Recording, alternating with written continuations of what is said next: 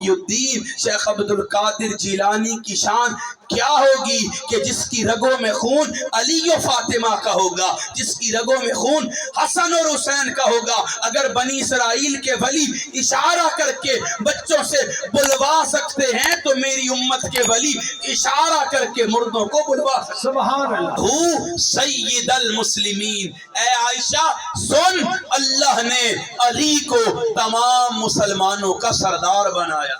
نحمدہ ونصلی ونسلم علی سیدنا و مولانا محمد رسولہ النبی الامین الحنین المکین الکریم الرؤوف الرحیم، اما بعد فاعوذ باللہ من الشیطان الرجیم، بسم اللہ الرحمن الرحیم۔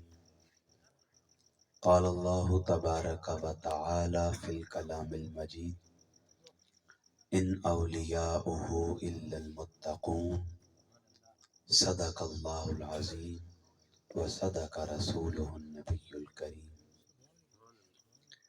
یا رب تو کریمی اور رسول تو کریم، صد شکر کے ہستیں میانے دو کریم۔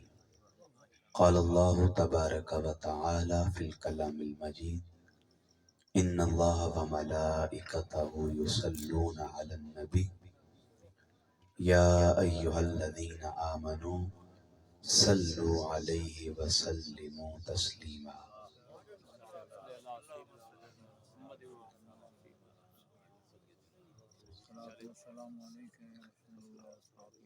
اللہ رب العزت کا بے حد و حساب شکر کہ جس نے ہمیں اپنی توفیق خاص سے اپنی بندگی اور اپنے محبوب صلی اللہ تعالی علیہ وآلہ وسلم کی غلامی سے سرفراز فرمایا۔ یہ رب ذوالجلال کا ہم پہ فضل و کرم اور احسان عظیم ہے کہ ہم سب یہاں نبی رحمت کے ذکر پاک کی اس بابرکت محفل کو سجائے بیٹھے ہیں۔ دعا کریں رب ذوالجلال ہماری آج کی اس حاضری کو اپنی بارگاہ میں قبول اور منظور فرمائے۔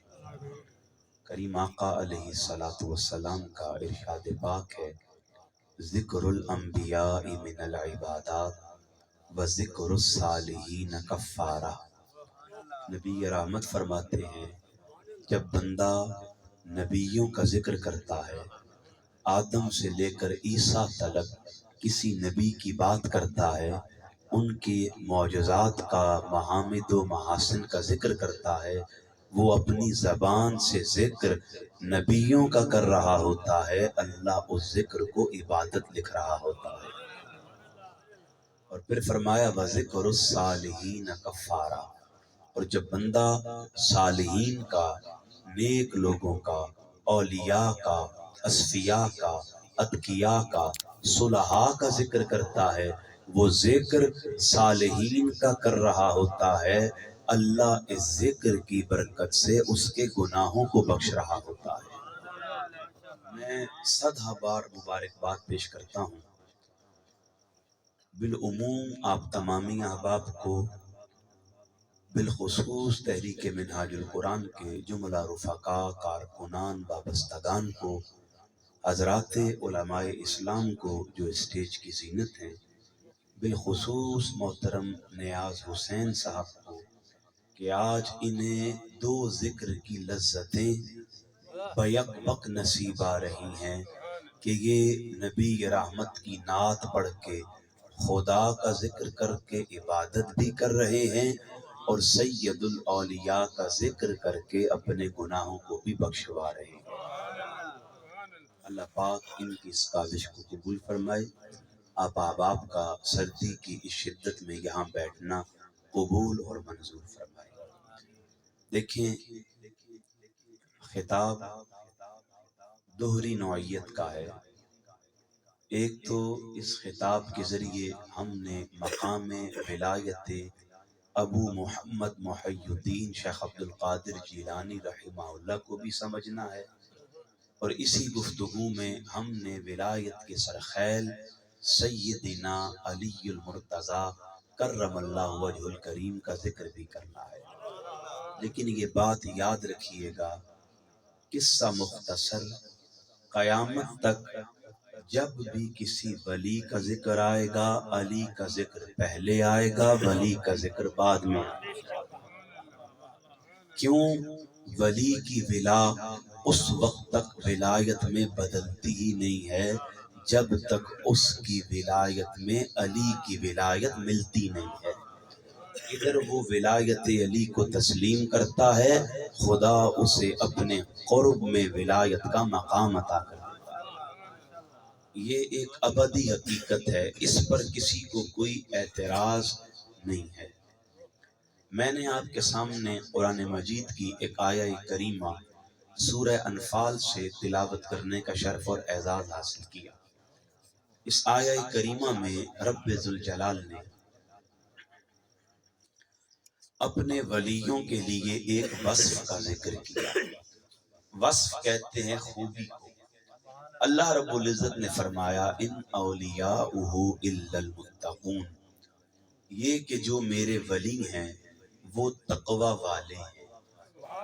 دیکھیں اللہ کا ایک اصول ہے، اسلوب ہے، طریقہ کار ہے، وہ جب بھی قرآن میں کلام کرتا ہے، کلام کرتے وقت وہ اپنے کلام میں جس کسی بھی وصف کا ذکر کرتا ہے، اس وصف میں جو عروج پر ہو رب اس کی بات کرتا ہے، جو کمال پر ہو رب اس کا ذکر کرتا ہے، جو منتہا پر ہو رب اس کا نام لیتا ہے۔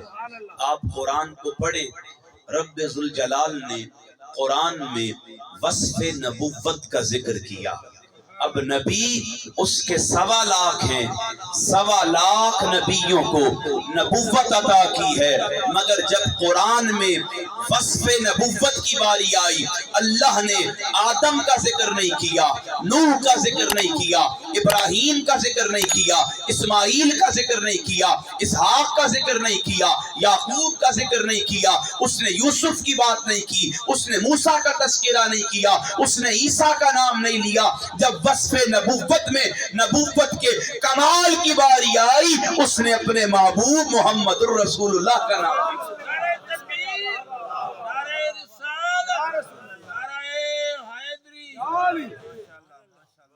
جب رسالت کی بات آئی، بالترتیب رسول آتے رہے، اس نے کسی رسول کی رسالت کا ذکر نہیں کیا۔ جب وصف رسالت کی بات آئی، آمنہ کے لال کا ذکر۔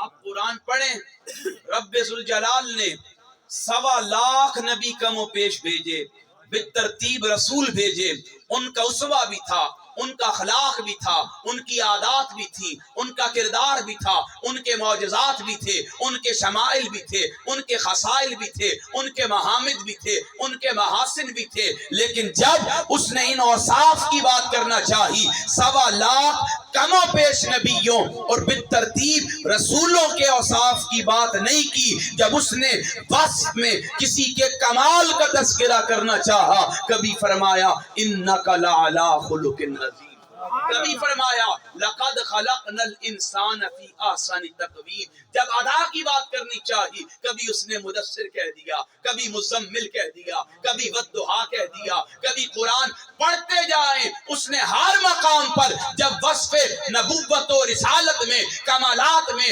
معجزات میں، محامد میں، محاسن میں کسی کا تذکرہ کرنا چاہا، اس نے کسی کا نام نہیں لیا، محمد کہہ کر اپنے محبوب کی شان کو بڑھا دیا۔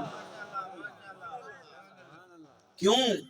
یہ اس کی عادت ہے کہ وہ جب بھی کسی وصف کو بیان کرتا ہے، پھر جو اس میں کمال پر ہو اس کا ذکر کرتا ہے، جو اس میں پایا مقام پر ہو رب اس کا ذکر کرتا ہے، جو منتہا پر ہو رب اس کی بات کرتا ہے۔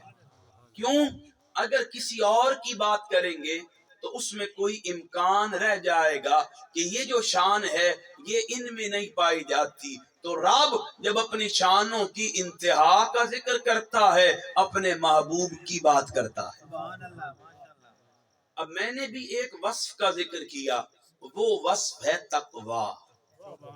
کون سا وصف ہے؟ تقوی۔ اس نے فرمایا ان اولیاءہ الا المتقون، یہ کہ جو میرے ولی ہیں وہ تقوی والے ہیں۔ اب آپ کیا سمجھتے ہیں ولیوں کا مدار فقط حضرت آدم کی امت تک تھا، حضرت نوح کی امت تک تھا، حضرت ابراہیم و اسماعیل و اسحاق و یعقوب و عیسیٰ تلک ان کی امتوں میں تھا؟ نہیں، ہر نبی کو اللہ نے ولی عطا کیے، ہر نبی کو اللہ نے اتقیاء عطا کیے، ہر نبی کو اللہ نے متقین عطا کیے، مگر قرآن میں رب نے جب تقوی کی صفت کی مطلق بات کی، یہاں کسی وجود کا ذکر نہیں کیا، یہاں کسی وجود کا ذکر نہیں کیا۔ فرمایا محبوب قیامت تک متقین پیدا ہوتے رہیں گے، میرے مقربین آتے رہیں گے، جنہیں میں ولایت سے ہمکنار کرتا رہوں گا، مگر میں بات کروں گا مطلق بات کر کے ایک شبہ درمیان میں رکھ دوں گا، اور میری چاہت یہ ہوگی کہ محبوب تو اس شبہ کا ازالہ فرما دے۔ محبوب کریم نے رب کے اس حکم پر جب رب نے قرآن میں فیصلہ کر دیا، محبوب میرا ولی وہ ہوتا ہے جسے میں تقوی کا لباس عطا کرتا ہوں۔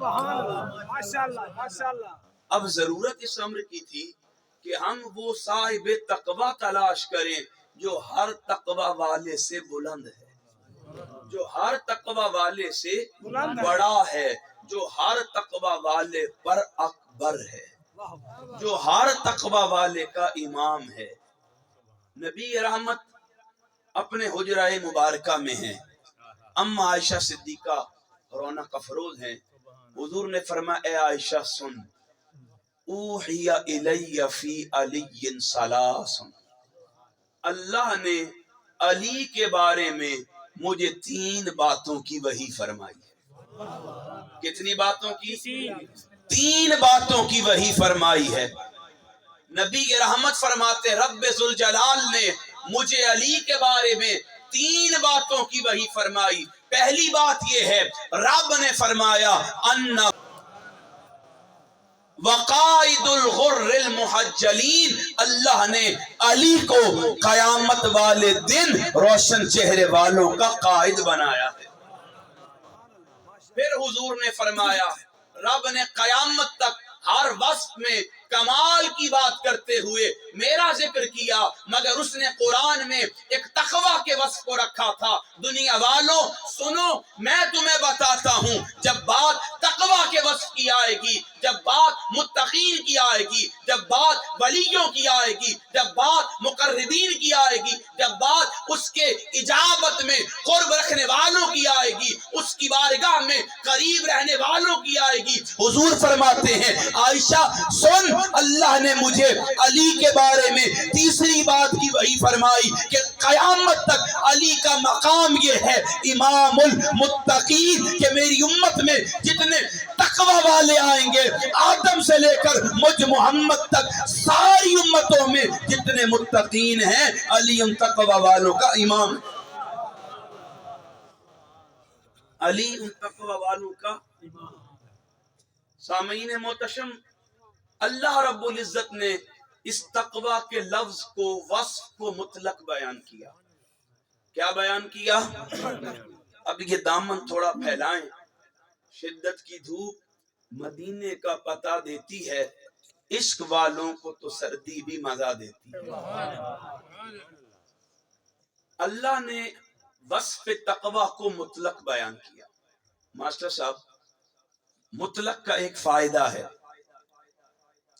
میں بھائی نیاز کے گھر جاؤں، آپ میرے ساتھ ہوں، نیاز صاحب سے میں پوچھوں یہ گھر کس کا ہے، یہ کہیں میرا ہے، پھر یہ چلے جائیں چائے لینے، میں استاد صاحب سے پوچھوں استاد صاحب یہ جس دروازے سے داخل ہوئے ہیں کیا یہ بھی ان کا ہے، یہ جو دیواریں ہیں کیا یہ بھی ان کی ہیں، یہ جو گھر میں لگے برقی آلات ہیں کیا یہ بھی ان کے ہیں، یہ جو پنکھے چل رہے ہیں کیا یہ بھی ان کے ہیں؟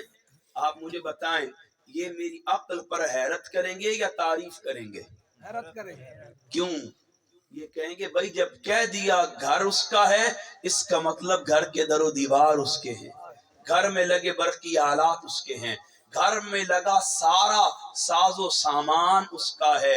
اللہ نے بھی اپنے ولیوں کے لیے تقوی کے وصف کو مطلق بیان کرتے ہوئے دنیا والوں کو یہ سمجھا دیا، اور نبی نے علی کو قیامت تک آنے والے متقین کا امام بنا کر یہ فیصلہ فرما دیا کہ علی صرف پیدا ہونے کے بعد سے متقین کا امام نہیں ہے، بلکہ مطلق کا فائدہ یہ ہوتا ہے کہ ولی اپنی زندگی کے ہر حصے میں تقوی والا ہوتا ہے۔ آپ کسی ولی کو اس کی زندگی کے جس حصے میں دیکھیں گے وہ پیدائش سے لے کر بعد از وصال تک تقوی والا رہے گا۔ اب اگر آپ اس وصف کو جاننے کے بعد علی کو دیکھتے ہیں، پھر علی کا مقام ولایت اس قدر بلند ہے کہ جب رب نے اپنے حجاب رحمت میں علی کے خمیر کو تخلیق کیا تھا، ان اولیاءہ الا المتقون کہہ کر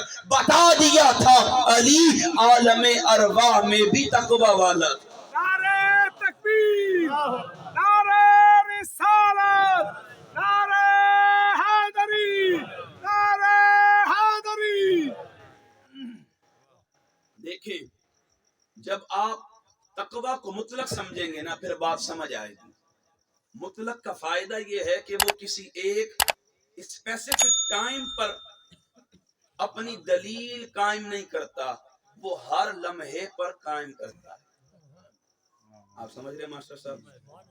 بس آپ سمجھ جائیں، مجمع کو میں سمجھا دوں۔ کیوں حضور؟ جب آپ کسی کے ساتھ مطلق بیان کرتے ہیں، پھر مطلق کا مطلب یہ ہوتا ہے کہ وہ اس کی کل زندگی پر، اس کی کل حیات پر، تخلیق سے لے کر اس کے اختتام تک وہ اس وصف کا حامل رہتا ہے۔ اب اللہ نے تقوی کے وصف کو مطلق بیان کر کے قیامت تک آنے والے انسانوں کو بتا دیا، اے انسانوں سنو، علی کی عظمت و شان یہ ہے، علی عالم ارواح میں بھی امام المتقین تھا، علی فاطمہ بنت اسد کے بطن انور میں بھی امام المتقین تھا، علی اپنی والدہ کی گود میں بھی امام المتقین تھا، علی اپنی جوانی میں بھی امام المتقین تھا، ہجرت کی شب رسول کے بستر پر علی امام المتقین تھا، کعبے کے بت توڑتے وقت مصطفیٰ کے کندھوں پر علی امام المتقین تھا، اور ہجرت کے بعد علی مصطفیٰ کے لیے تکلیفیں اٹھاتے ہوئے بھی امام المتقین تھا، اور غدیر کے مقام پر من کنت مولا کے مقام پر بھی علی امام المتقین تھا۔ نعرہ رسالت، نعرہ حیدری، عظمت اہل بیت۔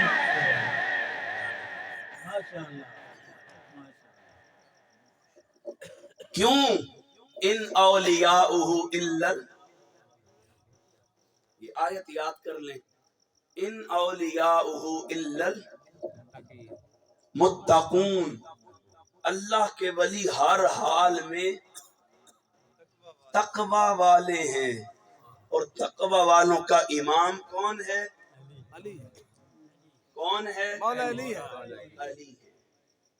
رسول کریم کی مجلس میں صحابہ کرام بیٹھے تھے، حضور نے فرمایا اے میرے صحابہ سنو، صحیح مسلم حدیث کا نمبر 240، حضور نے فرمایا سنو، ان لا یحبنی الا مؤمن ولا یبغضنی الا منافق۔ حضور نے فرمایا اے میرے صحابہ سنو، یہ اصول ذہن نشین کر لو، قیامت تک وہی مومن ہے جس کے دل میں میرے علی کی محبت ہے، اور وہ منافق ہے جس کا من میرے علی کی محبت سے خالی ہے۔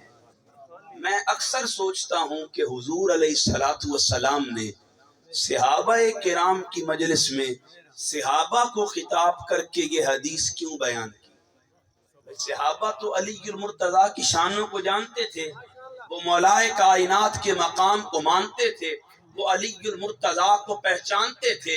یہی صحابہ تھے کہ غدیر کے مقام پر نبی رحمت نے جب علی المرتضیٰ کرم اللہ وجہ الکریم کا ہاتھ بلند کر کے فرمایا تھا من کنت مولاہ فعلی مولا، میں جس کا مولا ہوں میرے بعد علی ہر مومن کا مولا۔ سبحان اللہ، ماشاءاللہ۔ صحابہ نے سر خم تسلیم کر لیا اور صحابہ نے کہا قالوا بلا، حق ہے یا رسول اللہ صلی اللہ علیہ وسلم، جو آپ نے کہہ دیا وہ حق بھی ہے، وہ سچ بھی ہے۔ سبحان اللہ، ماشاءاللہ۔ دیکھیں یہ حدیث جو ہے نا یہ بڑے پتے کی چیز ہے۔ اس حدیث کے لفظ کیا ہیں؟ اگر آپ ایک بار بولیں من کنت مولاہ، اگلا جملہ بولیں من کنت مولاہ، سارے بولیں کیا؟ فہذا، یہ جو اگلا حصہ ہے اس کی ابتدا کس لفظ سے ہوئی؟ اس فہذا کا پہلا حرف کیا ہے؟ اونچا بولیں۔ یہ جو فے کا حرف ہے نا یہ تاکید کا معنی اپنے دامن میں رکھتا ہے۔ اس کا ایک فائدہ یہ بھی ہے یہ جہاں آ جائے یہ فوراً بعد کا معنی دیتا ہے۔ کس کا معنی دیتا ہے؟ فوراً بعد کا۔ آپ بولیں دلیل قرآن ہے۔ رب ذوالجلال نے فرمایا کن، ہو جا، فیکون، پس وہ فوراً سے پہلے ہو گئی۔ نبی رحمت نے صحابہ کی مجلس میں فرمایا اے میرے صحابہ سنو، من کنت مولاہ، میں جس کا مولا ہوں، فعلی مولاہ، بس میرے بعد علی اس کا مولا ہے۔ یہ فرمان سننے کی دیر تھی، سیدنا عمر فاروق دوڑتے ہوئے آئے، علی کو سینے سے لگایا، مبارکباد کے لفظ ادا کیے، فرماتے سن علی بخ بخ لکا یا ابن ابی طالب، اے ابو طالب کے بیٹے علی سن، انت مولایا و مولا کل مسلم، رسول کے حکم کے بعد قیامت تک کے لیے تو میرا بھی مولا ہے، تمام مسلمانوں کا مولا۔ ایمان بڑا درجہ ہے، اسلام چھوٹا درجہ ہے۔ ایمان بڑا درجہ ہے، اسلام چھوٹا درجہ۔ حضور نے فرمایا وہ بندہ مومن نہیں جو علی کو مولا نہیں مانے۔ عمر نے اس سے بڑی بات کی۔ عمر نے کہا حضور نے تو بڑے درجے کی بات کی ہے، میں کہتا ہوں وہ مسلمان ہی نہیں ہے جو علی کو مولا نہیں مانے۔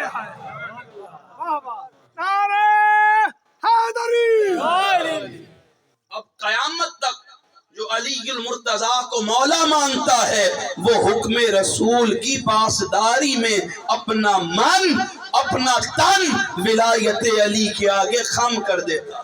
نعرہ تکبیر، نعرہ رسالت، نعرہ حیدری۔ تو سامعین محتشم، میں اکثر سوچتا ہوں حضور نے صحابہ کے سامنے کیوں فرمایا کہ اے میرے صحابہ وہ بندہ مومن نہیں ہو سکتا جس کے من میں میرے علی کی محبت نہ ہو، جس کے من میں علی کا بغض ہے وہ مومن نہیں ہو سکتا۔ بھائی صحابہ علی کے مقام کو نہیں جانتے تھے؟ صحابہ تو جانتے تھے۔ صحابہ نے تو علی کے مقام کے آگے اپنا سب کچھ جھکا دیا۔ حضرت عمر اور ابو بکر فرماتے تھے ہم ہلاک ہو جاتے اگر ہمارے فیصلوں کے مابین علی نہیں ہوتا۔ یہ تعلق تھا، یہ محبت تھی، یہ نسبت ارادت تھی۔ آپ فرماتے تھے لَعَلَكَ الْعُمْرُ لَوْلَا عَلِيٍّ، اگر علی نہیں ہوتا عمر ہلاک ہو چکا ہوتا۔ کیوں؟ حضرت عمر جانتے تھے قیامت تک کے لیے جس کو عقل کہا جاتا ہے، خرد کہا جاتا ہے، دانش کہا جاتا ہے، نور کہا جاتا ہے، یہ سب معرفت الہی میں قرب الہ کے اصلاً ذرائع ہیں، اور اللہ نے قیامت تک کے لیے ان ذرائعوں پر علی کو مختار بنا دیا۔ ماشاءاللہ، ماشاءاللہ، کیا کہہ رہے ہیں علامہ صاحب، زندہ باد۔ کیوں؟ ان اولیاؤہ الا المتقون، علی قیامت تک کے لیے ہر تقوی والے کا امام ہے، اور ہر ولی ہے ہی وہ جو علی سے تقوی کی خیرات پا رہا ہے۔ دیکھیں ایک ولی اللہ کے قریب ہوتا ہے ایک تعلق خاص کی بنیاد پر۔ اس تعلق خاص کو اصطلاح تصوف میں نسبت کہتے ہیں. بڑی توجہ سے اب آنے والی چند باتیں سنیے گا. ایک ولی کا اپنے رب سے ایک خاص تعلق ہوتا ہے اور اس تعلق خاص کو اصطلاح تصوف میں نسبت کہتے ہیں. یہ تعلق تقوی کی بنیاد پر ہوتا ہے اور اس تعلق خاص کو نسبت کہتے ہیں. ایک ولی جب اللہ کے قریب ہوتا ہے اللہ اسے اپنی نسبتوں کا فیضان عطا کرتا ہے. سب سے پہلے رب جب ولی اس کے قریب ہونا چاہے اسے نسبت جزب کی خیرات عطا کرتا ہے. پھر رب اپنے ولی کو نسبت عشق کی خیرات عطا کرتا ہے. پھر رب اپنے ولی کو نسبت اطاعت کی خیرات عطا کرتا ہے. پھر رب اپنے ولی کو نسبت معرفت کی خیرات عطا کرتا ہے. ایک ولی کتنی نسبتوں کا حامل ہوتا ہے؟ 4 نسبتوں کا. میرے ساتھ پڑھیے گا. پہلی نسبت ہے نسبت جوز، دوسری نسبت ہے نسبت عشق، تیسری نسبت ہے نسبت اطاعت اور چوتھی نسبت ہے نسبت معرفت. ایک ولی کو یہ 4 نسبتیں حاصل ہوتی ہیں اور میرے شیخ سیدی شیخ الاسلام فرماتے ہیں کچھ ولی نسبتوں میں ان سے بھی آگے نکل جاتے ہیں، لیکن عموماً ایک ولی 4 نسبتوں کا حامل ہوتا ہے.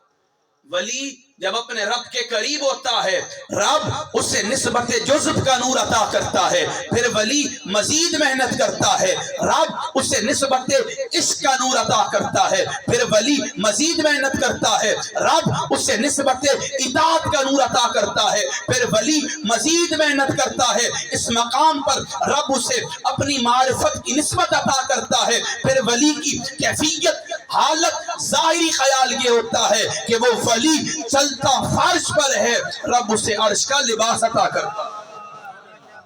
اس کی دلیل کیا ہے؟ حارث بن مالک الانصاری رضی اللہ تعالیٰ عنہ حضور کے سامنے سے گزرے. حضور نے فرمایا کیف اصبحت یا حارث، اے حارث بتا تو نے اپنی صبح کا آغاز کیسے کیا؟ حارث عرض کرتے ہیں آقا میں نے ایمان کی حقیقت کے ساتھ اپنی صبح کا آغاز کیا. حضور نے فرمایا غور کر تو کیا کہہ رہا ہے؟ ہر شے کی کوئی حقیقت ہوتی ہے، بتا تیرے ایمان کی حقیقت کیا ہے؟ ایمان کی حقیقت اس کی معرفت کا نام ہے. ایمان کی حقیقت اس کے الوہی نور کی معرفت کا نام ہے. اب جب سوال کیا حضور نے حارث بتا تیرے ایمان کی حقیقت کیا ہے؟ ایک تعریف ایمان کی حارث نے بھی عرض کی. وہ عرض کرتے ہیں حضور میری کیفیت یہ ہے میں دن میں بھوکا پیاسا رہتا ہوں یعنی روزہ رکھتا ہوں، رات کو اس کے حضور قیام کرتا ہوں یعنی جاگتا ہوں، اور میں دیکھتا ہوں اہل جنت کو وہ ایک دوسرے کو مبارکباد دیتے ہیں، میں دیکھتا ہوں اہل دوزخ کو وہ آہو بکا اور چیخو پکار کرتے ہیں.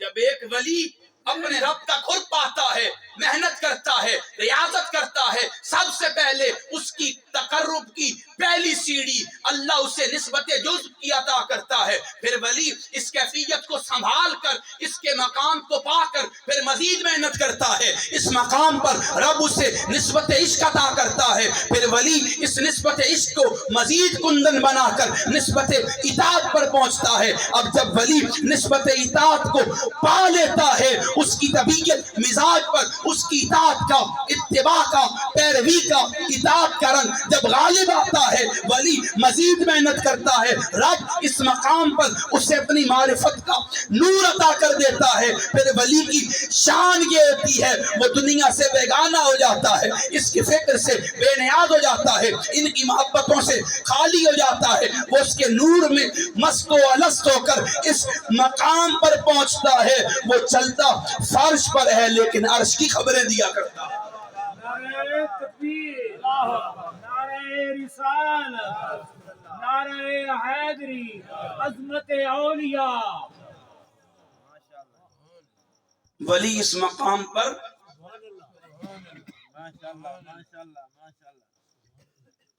دیکھیں آپ کی توجہ رہے گی. ہمارا یہ وتیرہ نہیں ہے کہ موضوع آپ ہمیں کچھ دیں اور میں کس سے اپنے سفر کے سناؤں. ہم سے یہ نہیں ہوتا. ہم جس موضوع کے پابند ہیں اس سے اگر 1 انچ بھی ہٹیں گے ہمارے قائد کی تربیت نہیں. میں نے گفتگو کی ابتدا ایک آیت سے کی ہے. اس کے ضمن میں تو آیات پیش کر سکتا ہوں، موضوع اپنا نہیں بنے گا. یہ جو جبہ ہے نا، یہ پہنایا گیا ہے، چڑھایا نہیں گیا. تو اس لیے آپ نے بڑی توجہ سے سننا ہے اور فرق رکھیے گا. مجھے آپ مولویوں سے نہ ملائیے. یہ حضرت علامہ جانتے ہیں، استاد صاحب جانتے ہیں، آپ جانتے ہیں. میں 7 مہینوں سے آپ کے پاس آ رہا ہوں، تو آپ میرا مزاج جانتے ہیں یا نہیں جانتے؟ بولیں.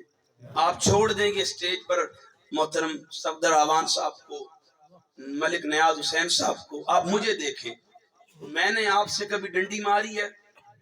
1 منٹ کے لیے بھی نہیں ماری. میں نے آپ کو مثال دے دی کہ جب نسبتوں میں 4 رنگ ولی پر چڑھ جاتے ہیں نا، پھر وہ ولی چلتا فرش پر ہے لیکن خبریں عرش کی دیا کرتا. حضور نے اسے بلایا، اے حارث میں تو جانتا ہوں رب نے کیا مقام دیا ہے، ذرا تو مجھے بتائے گا، حدیث بن جائے گی، میری امت بھی یہ تیری شان اور عظمت کو سن پائے گی. بتا تو صحیح تیرے ایمان کی حقیقت کیا ہے. حارث ابن مالک انصاری عرض کرتے ہیں، آقا رب نے کرم فضل شان کی عطا کی ہے، میں پھرتا آپ کے سامنے فرش پر ہوں لیکن خبر عرش کی دیتا ہوں. مسند الخابہ میں روایت ہے، حضور معراج سے واپس آئے، حضور بلال کے پاس تشریف لے کر آئے. پوچھا بلال بتا تو کون سا عمل کرتا ہے، چلتا فرش پر ہے عرش پر تیرے قدموں کی آواز سنائی دے. بھائی بلال کے پاس کیا تھا؟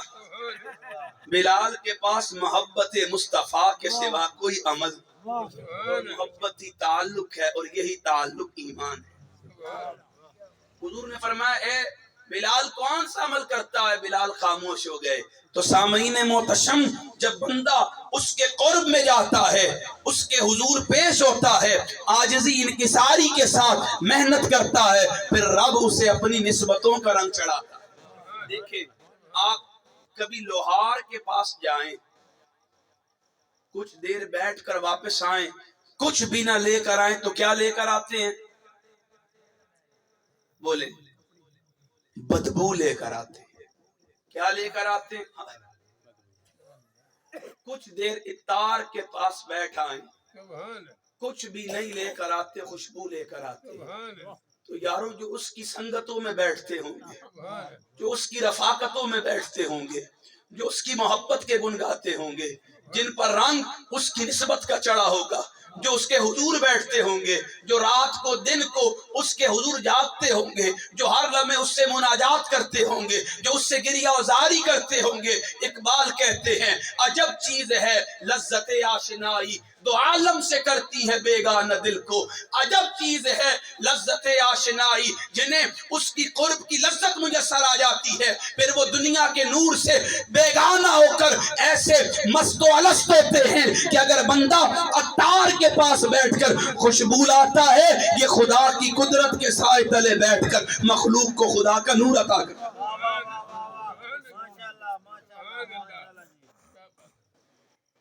پھر ولی اگر مزید محنت کرے، یہ 4 نسبتیں یاد ہو گئیں آپ کو. کتنی نسبتیں؟ نسبتیں نسبتیں نسبتیں نسبتیں جزو. آج اس نسبت کو سمجھا دوں. حضور ہمارے ہاں جس کی سلوار اتری ہوئی ہو، بڑی بدقسمتی سے یہ جملے کہہ رہا ہوں کہ ہم اسے مجذوب بنا دیتے ہیں. کیا کہتے ہیں؟ کیا بناتے ہیں اسے؟ میرے اپنے علاقے کا میرا تجرباتی مشاہداتی معاملہ ہے.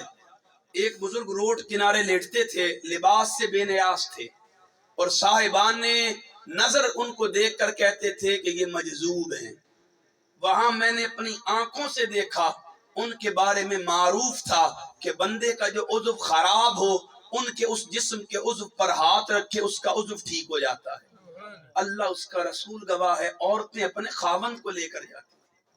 کتنی بدقسمتی کی بات ہے، یہ وہ مست و الست ہونے کی پہلی کیفیت ہے کہ جب ولی اپنے رب کے قرب میں جاتا ہے، ولی اپنے رب کی ارادت میں جاتا ہے، ولی اپنے رب کی معیت میں جاتا ہے، رب اس پر اپنی تجلیات کا، انوار کا، اپنی الوہیت کا نور برسا کر اسے اپنا رنگ عطا کرتا ہے۔ جب اس پر رنگ چڑھ جاتا ہے وہ مجذوب ہو جاتا ہے۔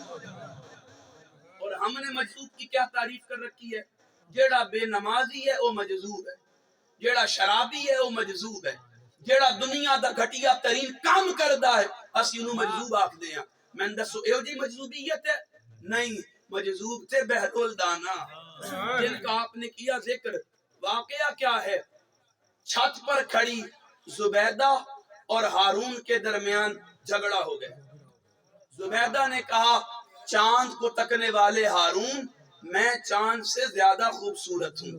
ہارون خلیفہ تھا، اس نے چاند کو دیکھا، پھر اپنی بیگم کو دیکھا، کہنے لگا تو کیا خوبصورت ہے، چاند تجھ سے زیادہ خوبصورت ہے۔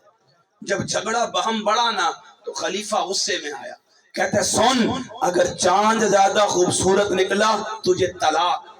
سارے مفتی صبح بیٹھ گئے، صبح سے شام ہوئی، کسی کا کوئی بن نہ بن سکا، کوئی بات پر فیصلہ کرنے کو آمادہ نہیں ہو سکے، ان کی تحریر میں کوئی بات نہیں آ سکی۔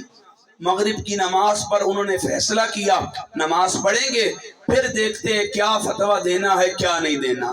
نماز ہوئی، مفتی صاحب آگے بڑھنے لگے، مجذوب دانا بہلول دوڑتا ہوا آیا، انہیں ارے کیا، خود مصلی پر کھڑا ہوا، تکبیر کہہ کر نماز شروع کر دی۔ قرات بالجہر تھی، سورہ فاتحہ پڑھتا ہے، پھر سورہ تین پڑھتا ہے، اور کیا کہتا ہے؟ والتین والزیتون وطور سینین وہذا البلد الامین لقد خلقنا القمر فی احسن تقویم۔ جب وہ یہ جملہ کہتا ہے مفتی 3 مرتبہ لقمہ دیتے ہیں، بہلول مجذوب چہرہ پھیر کے کہتا ہے جب میں تمہیں کہتا ہوں چاند خوبصورت ہے تم کہتے ہو انسان خوبصورت ہے، تم کیا کہتے؟ یہ ہے مجذوبیت کہ قرآن کا شارع مجذوب ہوتا ہے، قرآن کا مفسر مجذوب ہوتا ہے، قرآن کا مترجم مجذوب ہوتا ہے، قرآن کا عالم مجذوب ہوتا ہے، حدیث کا محدث مجذوب ہوتا ہے، جن کو اللہ فقہ کا نور عطا فرمائے وہ مجذوب ہوتا ہے، کیونکہ ولایت کی ابتدا علی ہے، اور علی جس کو اپنی ولایت عطا کرتا ہے وہ کبھی بے حیا نہیں ہو سکتا، وہ کبھی بے نمازی نہیں ہو سکتا۔ نعرہ رسالت، نعرہ حیدری، عظمت اولیاء۔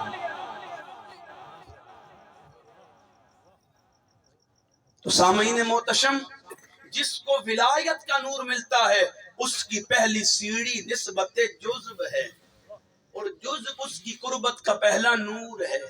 اب آگے بڑھے، جب ولی ان 4 نسبتوں کا حامل ہو جائے پھر اللہ اس کی ولایت کو سب سے پہلے درجہ میں ولایت ابراہیمی کی خیرات عطا کرتا ہے۔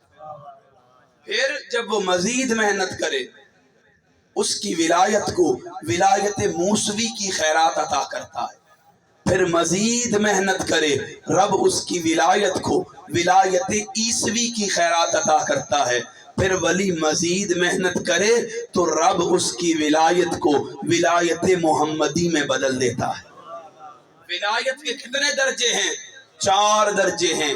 پہلی ولایت ابراہیمی، پھر ولایت موسوی، پھر ولایت عیسوی، پھر ولایت محمدی ہے۔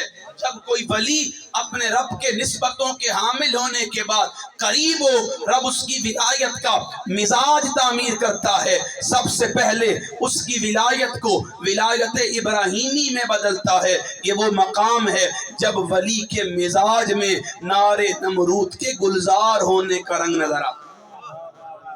پھر ولی مزید محنت کرے رب اس کی ولایت کو ولایت موسوی میں بدل دیتا ہے۔ یہ وہ مقام ہے جب ولی کی ولایت میں حضرت موسیٰ کے ید بیضاء کا رنگ چھلکتا دکھائی دیتا ہے۔ پھر ولی جب مزید محنت کرے رب اس کی ولایت کو ولایت عیسوی میں بدل دیتا ہے. اس مقام پر ولی کی ولایت کے مزاج میں حضرت عیسیٰ کے دم کا رنگ چھلکتا دکھائی دے. پھر ولی جب مزید محنت کرے رب اسے حضور کے معجزات کی خیرات عطا فرما دے. دیکھیں میں اور آپ جس ہستی کا ذکر کر رہے ہیں ان کا نام ہے ابو محمد محی الدین شیخ عبد القادر جیلانی. اب یہ 8 نسبت اور ولایت کے مدار پڑھ کر نتیجہ لیجئے گا. آپ کو لطف آئے گا اگر آپ نے گفتگو کو سمجھا ہوگا. ایک ولی پیدا ہو کر اپنے رب کا قرب پانے کے لیے محنت کرتا ہے، ریاضت کرتا ہے، مجاہدہ کرتا ہے. وہ 4 نسبتوں سے مزید ترقی کر کے نسبت جز، عشق، اطاعت، معرفت کے بعد ولایت کے معیار میں ولایت ابراہیمی، پھر ولایت موسوی، پھر ولایت عیسوی، پھر عمر کے آخری حصے میں ولایت محمدی پر پہنچتا ہے.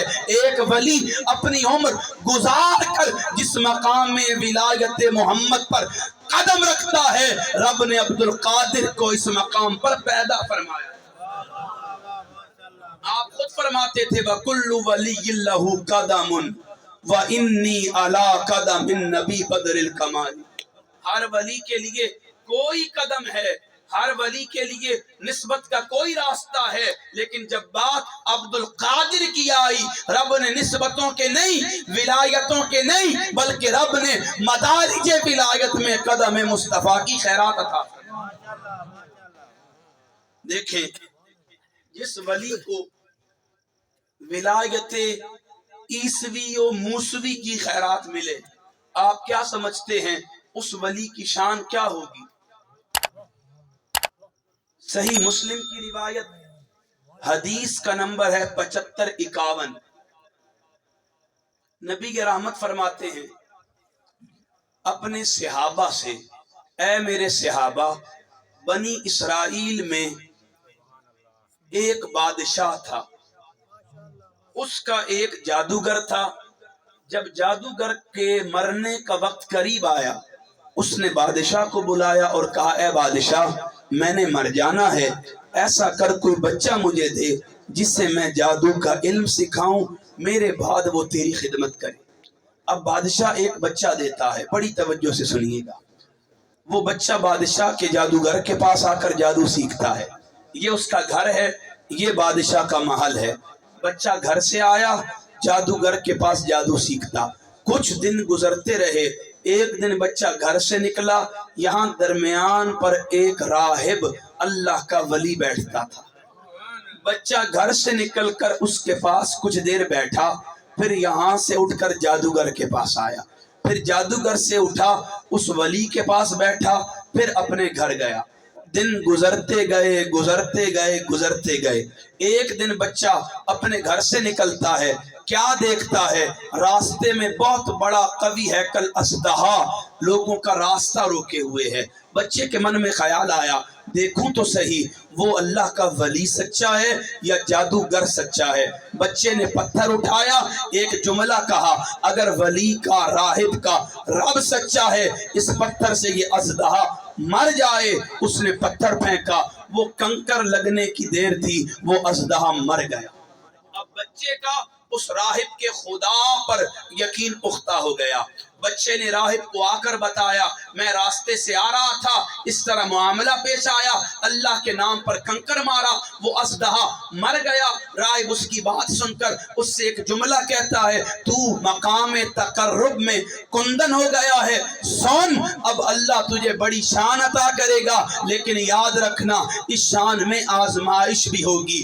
کریم آقا فرماتے ہیں رب نے اس بچے کو یہ شان عظمت عطا کی، اس کو کرامات کا یہ رنگ عطا کیا اور اسے یہ مقام منتہا عطا کیا کہ اگر کوئی مادر ذات نابینا آ جاتا یہ بچہ دعا کرتا رب نابینوں کو بینائی عطا کر دیتا.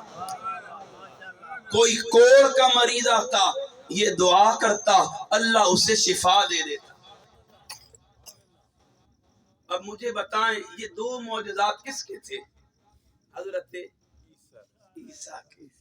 کن کے تھے کہ کوئی نابینا آئے تو وہ اسے بینائی دیتے تھے، کوڑ کا مریض آئے تو رب کے حکم سے اسے شفا دیتے۔ اب ایک روایت اور دوسری صحیح بخاری کی روایت ہے، بنی اسرائیل کا ایک راہب تھا۔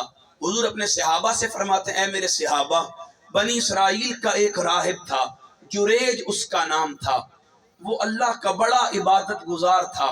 ایک دن اس کے علاقے میں ایک فاحشہ عورت نے، زنا کرنے والی عورت نے، جب اس کے ہاں بچہ پیدا ہوا، لوگوں نے پوچھا بتا یہ بچہ کس کا ہے؟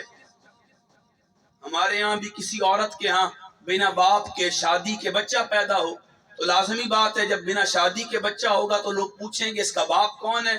جب لوگوں نے اسے بہت تنگ کیا نا تو اس نے جان چھڑانے کے لیے کہہ دیا دنیا والوں اس بچے کا باپ وہ جو جریج اللہ کا ولی ہے نا وہ ہے۔ اب آپ بتائیں اگر آپ کو پتا چلے کوئی پیر بند کمرے میں زنا کرتا ہے، اس کی پیری کو مانیں گے؟ کیا کریں گے؟ آپ دوڑتے جائیں گے، کوئی گربان پکڑے گا، کوئی داڑھی پکڑے گا، کوئی گھسیٹے گا۔ یہی ہوا، لوگ دوڑتے گئے۔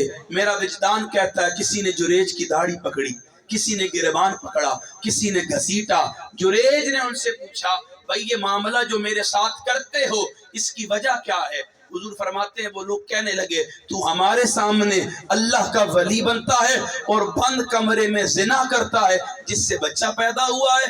جریج پریشان نہیں ہوا، انہیں لے کر اس عورت کے گھر آ گئے۔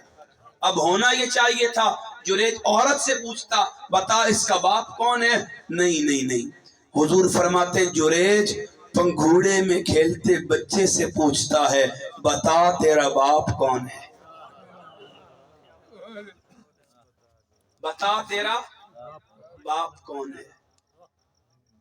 جب بچے سے پوچھا لازمی بات ہے لوگوں نے حیرت تو کی ہوگی بھائی جریج بچہ کیسے بول سکتا ہے؟ جریج پھر بچے سے پوچھتا ہے بتا تیرا باپ کون ہے، وہ نومولود بول پڑتا ہے لوگوں جریج کو کچھ نہ کہو، جریج میرا باپ نہیں، ابھی اس وقت جو فلاں جگہ پر بکریاں چرا رہا ہے وہ چرواہا میرا باپ ہے۔ یہ جملہ کہنے کی دیر تھی، سب لوگوں نے جریج کو چھوڑ دیا۔ مجھے بتائیں یہ معجزہ کس کا تھا؟ کون پنگھوڑے میں بولا تھا؟ حضرت جب لوگ سیدہ مریم کے پاس آئے اے مریم بتا یہ بچہ کہاں سے آیا ہے، تو سیدہ مریم فرماتی ہیں مجھ سے نہ پوچھو اس سے پوچھو یہ بتائے گا کہاں سے آیا۔ سامعین محتشم تصور کریں اگر حضرت عیسیٰ کے امتیوں کے ولیوں کی شان یہ ہو سکتی ہے کہ وہ ہاتھ پھیرے نابینے کو بینائی مل جائے، ہاتھ پھیرے کوڑ کا مریض ٹھیک ہو جائے، وہ بلوائیں تو بچے بول پڑیں، پھر کوئی تصور کر سکتا ہے اس ولی کی عزت و شان کا عالم کیا ہوگا کہ جس سے ولایت محمدی کی خیرات ملی ہو۔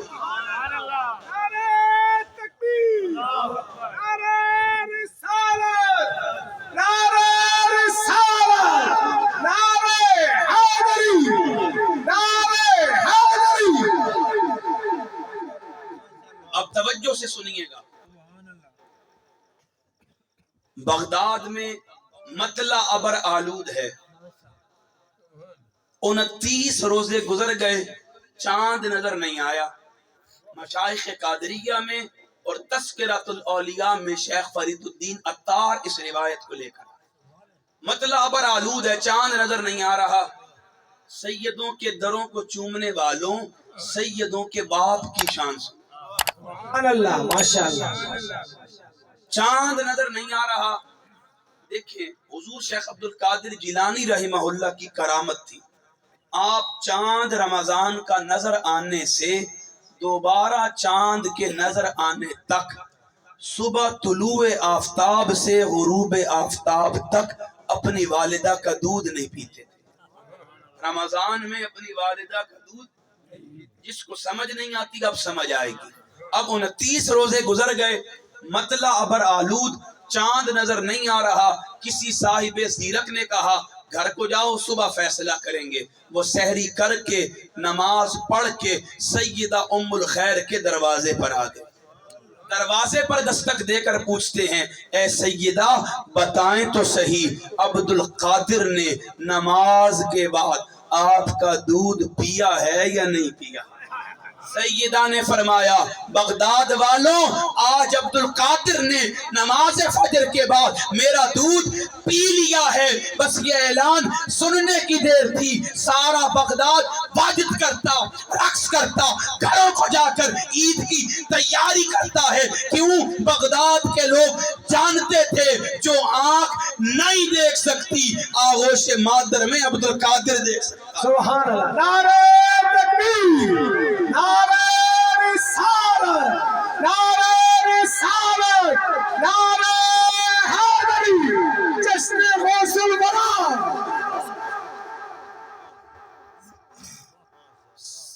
5 سال آپ کی عمر مبارک ہے. کتنی؟ صرف 5 منٹ مزید دے دیں اس کا نتیجہ آپ کو لطف دے گا. 5 سال عمر ہے. کتنی؟ والدہ نے مکتب بھیجا جا بیٹا عبد القادر پڑھ کے آ. آپ گئے.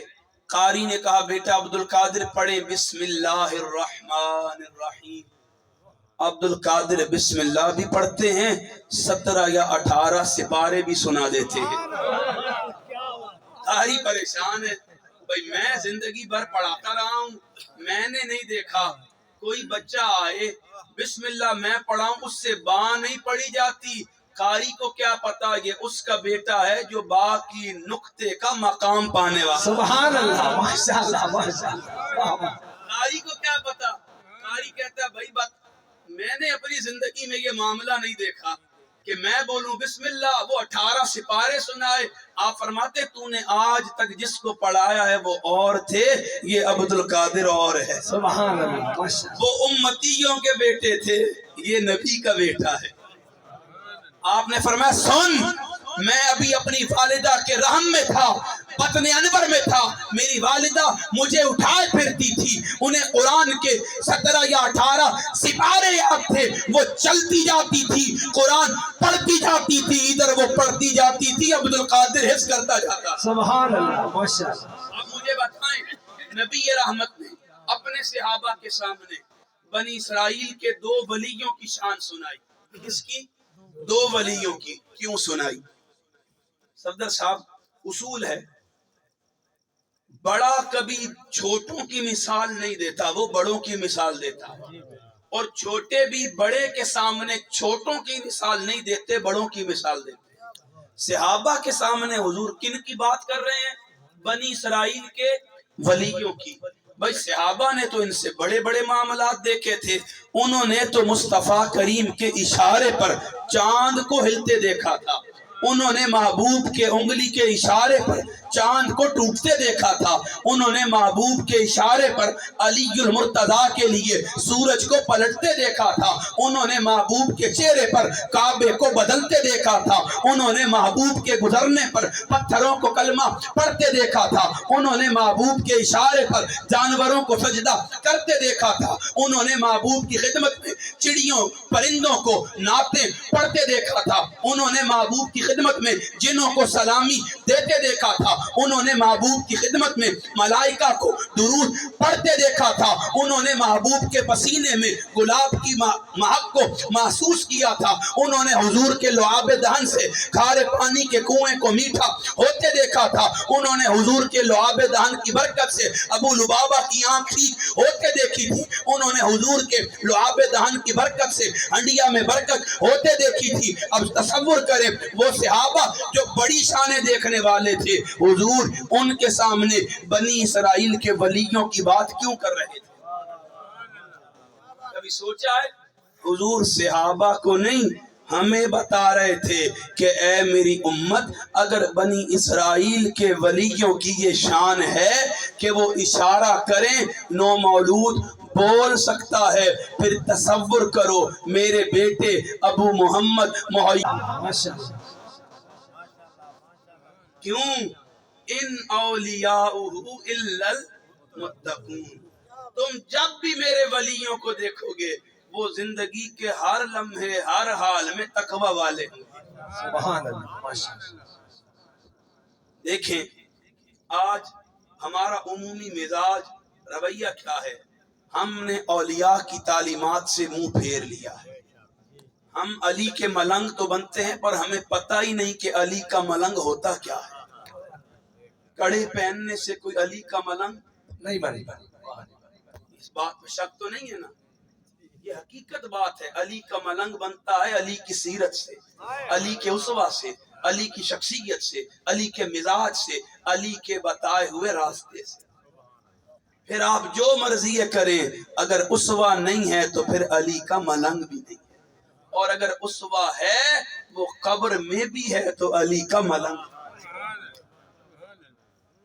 اب آپ تصور کریں، آج ہم نے ولایت کو ابھی تک سمجھا ہی نہیں ہے، حالانکہ نبوت و رسالت کے بعد امت میں ہدایت کا واحد ذریعہ ولایت ہے۔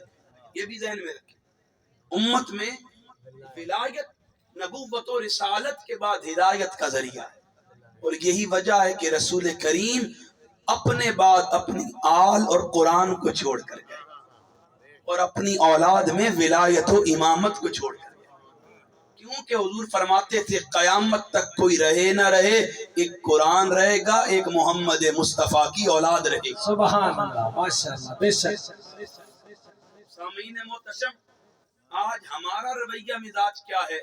ہم نے ولایت کو سمجھا ہی نہیں ہے۔ آئیں نتیجہ لے کر جائیں۔ 7 برس عبد القادر جیلانی رحمہ اللہ کی عمر مبارک ہے۔ کتنے برس؟ 7 برس۔ 7 years old he was۔ والدہ اپنے قریب بٹھاتی ہیں، فرماتی ہیں بیٹے تجھے بغداد بھیج رہی ہوں زانوِ تلمس طے کرنے کے لیے، کسب فیض کے لیے، بس ایک بات یاد رکھنا بیٹا عبد القادر، زندگی میں کبھی جھوٹ نہیں بولنا۔ یہ نصیحت کس کو کی جا رہی ہے؟ مجھے کی جا رہی ہے، آپ کو کی جا رہی ہے، کسے کی جا رہی ہے؟ اس شخصیت کو کی جا رہی ہے جو ابھی پیدا نہیں ہوئی تھی۔ بغداد کے سب سے بڑے شیخ عقیل سنجی رحمت اللہ تعالی علیہ واز دے رہے ہیں، بیان کر رہے ہیں، خطاب فرما رہے ہیں۔ ایک دم حالت استغراق میں گئے، فرمانے لگے دنیا والوں سنو، ابھی 6 سال بعد ایک عجم میں عبد القادر آنے والا ہے، اس کا مقام یہ ہوگا کہ اس کا قدم ہر ولی کی گردن پر ہوگا۔ میں بھی اعلان کرتا ہوں کہ جب وہ یہ جملہ کہے گا اس وقت اس کا قدم میری گردن پر بھی ہوگا۔ یہ ان کو والدہ کہہ رہی ہیں جو گھر سے پڑھنے جاتے فرشتے ان کے سر پر سائبان کیا کرتے تھے۔ یہ ان سے والدہ کہہ رہی ہیں جن سے فرشتے ملاقات کرتے تھے، اور یہ کوئی بڑی بات نہیں ہے جب آپ بیٹے کو گھر سے قرآن پڑھنے بھیجتے ہیں، رحمت کے فرشتے اس پر بھی سائبان کرتے ہیں۔ مولوی کو شاید سمجھ نہ آئے، عشق والوں کو سمجھ آئے۔ یہ کوئی بڑی بات نہیں ہے، جو بچہ گھر سے مکتب جاتا ہے رحمت کے فرشتے اس پر سایہ کرتے ہیں۔ وہ حضور علیہ الصلوۃ والسلام کے حکم کے مطابق فرشتوں کے سائے میں گھر سے مکتب جاتا ہے۔ اور پھر عبد القادر جیلانی جن کی شان نجیب الطرفین ہے، انہیں ماں نصیحت کر رہی ہیں بیٹا زندگی میں کبھی جھوٹ نہیں بولنا۔ جو ولی ابن ولی ہے انہیں نصیحت کر رہی ہیں، جو ابن علی ہے انہیں نصیحت کر رہی ہیں، بیٹا زندگی میں کبھی جھوٹ۔ 10 واسطوں سے آپ حضرت مولا علی کی تک آپ کا سلسلہ شجرہ نسب جاتا ہے۔ کتنے واسطوں سے؟ 10 واسطوں سے۔ تو سامعین محتشم، یہ ایک طرف سے والد کی طرف سے حسنی اور والدہ کی طرف سے حسینی سید ہیں، نجیب الطرفین۔ میں سمجھانا یہ چاہتا ہوں کہ ماں اس بیٹے کو نصیحت کر رہی ہے، کیا انہیں نصیحت کی ضرورت تھی؟ بولے ہمارے پیروں کے بچوں کو تو ضرورت نہیں ہوتی، کیوں؟ تربیت کا ایک اصول ماں نے سکھایا، ڈائیورسٹی، تنوع سکھایا کہ بیٹا ولی ابن ولی بھی ہو تب بھی ماں پر لازم ہے اس کی تربیت میں کمی نہ آنے دے۔ دودھ کی پاکیزگی ضروری ہے، تربیت کا اسلوب بھی ضروری ہے۔ ماں نے تربیت بھی کی، پھر تربیت کر کے چھوڑ نہیں دیا، ادھر آستین میں 40 دیناروں کو سیا، جیب میں بھی ڈالے جا سکتے تھے، نہیں، امتحان لیا بیٹے کا، کیونکہ منظر دیکھ رہی تھی کہ راستے میں ڈاکو پڑنے والے ہیں، آپ نور ولایت سے وہ منظر دیکھ رہی تھی۔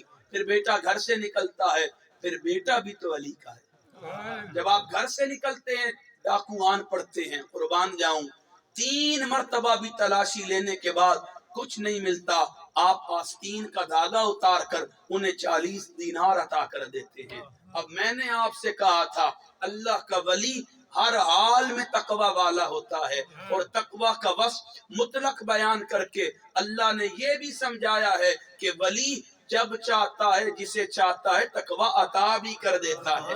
جب آپ نے ایک عمل کیا، انہیں بتایا 40 دینار یہاں ہیں، آپ ان کے ایک عمل، حسن اسلوب، تربیت کے نور سے اتنے متاثر ہوئے کہ وہ وقت کے چور اور ڈاکو تھے، تقوی کے نور کی برکت سے، اللہ کے مقرب بندے سے ملاقات کی برکت سے اللہ نے انہیں بھی صاحب تقوی بنا دیا اور انہیں بھی وقت کا ابدال اور قطب بنا دیا۔ سبحان اللہ، ماشاءاللہ۔ آج میں اور آپ اولیاء کے پاس، اصفیاء کے پاس، اتقیاء کے پاس جا کر کسب فیض کیوں نہیں پا سکتے؟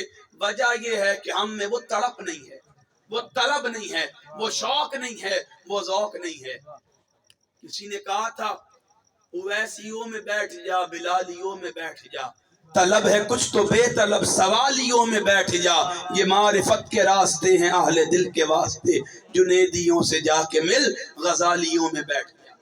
من میں طلب پیدا کریں، اگر آپ کے من میں طلب اور تڑپ پیدا ہو گئی، خدا کی عزت کی قسم جب کسی صاحب فکر و نظر سے ملیں گے، رب ان سے ملنے کی برکت سے آپ کو بھی تقوی کا نور عطا کرے۔ بس آج اس پیغام کو لے کر جائیں۔ اس نے ولایت کے مدارج مسلم کر دیے، طے کر دیے، اب ان میں کوئی رد و بدل نہیں ہو سکتا۔ ولی صرف عبادت، فرض اور نوافل کے ذریعے اللہ کے قریب ہوتا ہے۔ آپ بھی اپنے اعمال پر زور دیں، نمازوں پر، عبادت پر، ریاضت پر زور دیں۔ جتنا آپ اپنے آپ کو عبادات میں محو کرتے جائیں گے، رب اتنا آپ کو اپنی قربت کا نور عطا کرتا چلا جائے گا۔ بس یہی پیغام محبت ہے لوگوں، جس کا ہم ہر لمحے اپنی زبان پر ورد رکھتے ہیں۔ سیدنا علی المرتضیٰ، ان کی نماز کی کیفیت کیا تھی؟ روایات شاہد ہیں۔ امام سیوطی تاریخ الخلفاء میں فرماتے ہیں آپ کو دوران غزوہ تیر لگ گیا، خون صاف کیا، خون بھی جامد ہے، تیر بھی جامد ہے، ہلائیں تو درد ہوتا ہے۔ آپ نے فرمایا مسئلہ ہی کوئی نہیں ہے، علی نماز شروع کرتا ہے، تم حالت نماز میں مولا علی سے تیر نکال لیں۔ سبحان اللہ، نعرہ تکبیر، نعرہ رسالت، نعرہ حیدری۔